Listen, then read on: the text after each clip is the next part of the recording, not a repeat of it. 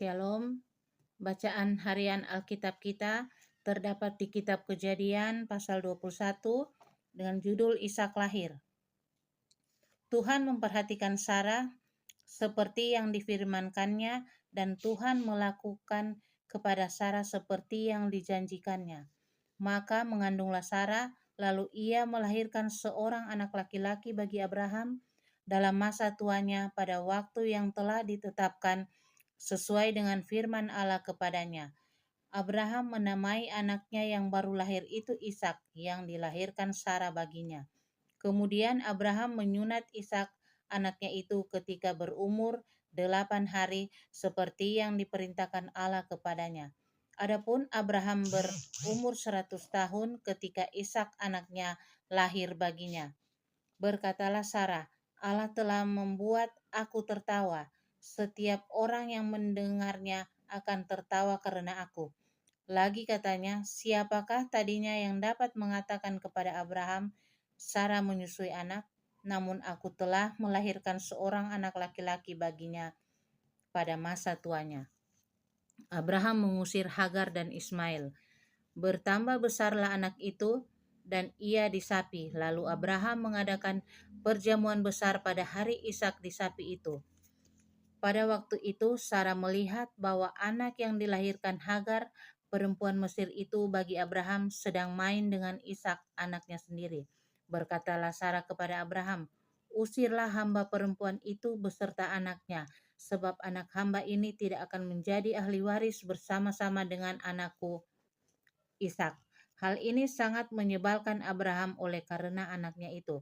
Tetapi Allah berfirman kepada Abraham, janganlah sebal hatimu karena hal anak dan budakmu itu. Dalam segala yang dikatakan Sarah kepadamu, haruslah engkau mendengarkannya, sebab yang akan disebut keturunanmu ialah yang berasal dari Ishak. Tetapi keturunan dari hambamu itu juga akan kubuat menjadi suatu bangsa, karena ia pun anakmu. Keesokan harinya pagi-pagi, Abraham mengambil roti serta sekirbat air dan memberikannya kepada Hagar. Ia meletakkan itu beserta anaknya di atas bahu Hagar. Kemudian disuruhnyalah perempuan itu pergi. Maka pergilah Hagar dan mengembara di padang gurun Beersheba. Ketika air yang dikirbat itu habis, dibuangnyalah anak itu ke bawah semak-semak, dan ia duduk agak jauh, kira-kira sepemana jauhnya, sebab katanya, tidak tahan aku melihat anak itu mati. Sedang ia duduk di situ, menangislah ia dengan suara nyaring. Allah mendengar suara anak itu, lalu malaikat Allah berseru dari langit kepada Hagar, katanya kepadanya, apakah yang engkau susahkan Hagar?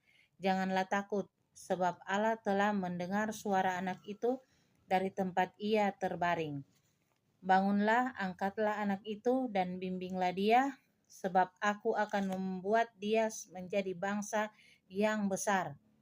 Lalu Allah membuka mata Hagar sehingga ia melihat sebuah sumur. Ia pergi mengisi kirbatnya dengan air. Kemudian diberinya anak itu minum. Allah menyertai anak itu sehingga ia bertambah besar. Ia menetap di padang gurun dan menjadi seorang pemanah. Maka tinggallah ia di padang gurun Paran. Dan ibunya mengambil seorang istri baginya dari tanah Mesir. Perjanjian Abraham dengan Abimelek. Pada waktu itu Abimelek beserta Pikol panglima tentaranya berkata kepada Abraham, Allah menyertai engkau dalam segala sesuatu yang engkau lakukan. Oleh sebab itu, bersumpahlah kepadaku di sini demi Allah, bahwa engkau tidak akan berlaku curang kepadaku, atau kepada anak-anakku, atau kepada cucu cicitku, sesuai dengan persahabatan yang kulakukan kepadamu. Demikianlah harus engkau berlaku kepadaku dan kepada negeri yang kau tinggali sebagai orang asing. Lalu kata Abraham, aku bersumpah. Tetapi Abraham menyesali Abimelek tentang sebuah sumur yang telah dirampas oleh hamba-hamba Abimelek. Jawab Abimelek, aku tidak tahu siapa yang melakukan hal itu. Lagi tidak kau beritahukan kepadaku, dan sampai hari ini belum pula ku dengar. Lalu Abraham mengambil domba dan lembu dan memberikan semuanya itu kepada Abimelek. Kemudian kedua orang itu mengadakan perjanjian. Tetapi Abraham memisahkan 7 anak domba betina dari domba-domba itu. Lalu kata Abimelek kepada Abraham, "Untuk apakah ketujuh anak domba yang kau pisahkan itu?"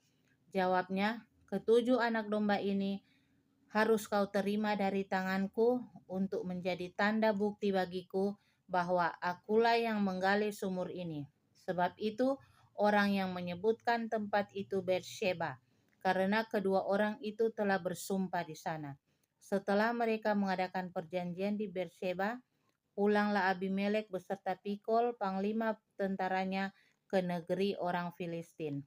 Lalu Abraham menanam sebatang pohon tamariska di Beersheba dan memanggil di sana nama Tuhan, Allah yang kekal, dan masih lama Abraham tinggal sebagai orang asing di negeri orang Filistin.